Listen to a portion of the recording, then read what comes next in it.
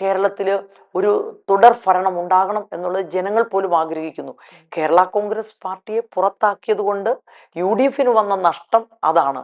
കേരള കോൺഗ്രസ് പാർട്ടിയെ സംബന്ധിച്ചിടത്തോളം LDF-ൽ വളരെ നല്ല രീതിയിൽ ഒരു പ്രശ്നവുമില്ലാതെ ഞങ്ങൾക്ക് മുന്നോട്ട് പോകാൻ സാധിക്കുന്നുണ്ട്, പ്രവർത്തിക്കാൻ പറ്റുന്നുണ്ട്.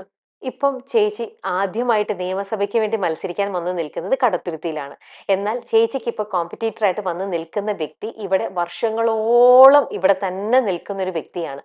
അപ്പം ചേച്ചി എന്താ പറയാ, അത്രയും വർഷങ്ങളായിട്ട് അദ്ദേഹത്തിന്റെ കയ്യിലിരിക്കുന്ന സ്ഥലമാണ് ഇവിടെ.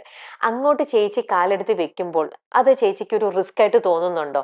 ചേച്ചി ഇത്ര അധികം കാര്യങ്ങൾ കുറവലങ്ങാട് ചെയ്ത ഒരു പഞ്ചായത്ത് പ്രസിഡന്റും കൂടെ ഇവിടെ വന്നു കഴിയുമ്പോൾ ചേച്ചിക്ക് ജയിക്കാൻ പറ്റുമെന്ന് അത്ര ഉറച്ച വിശ്വാസം ചേച്ചിക്കുണ്ടോ?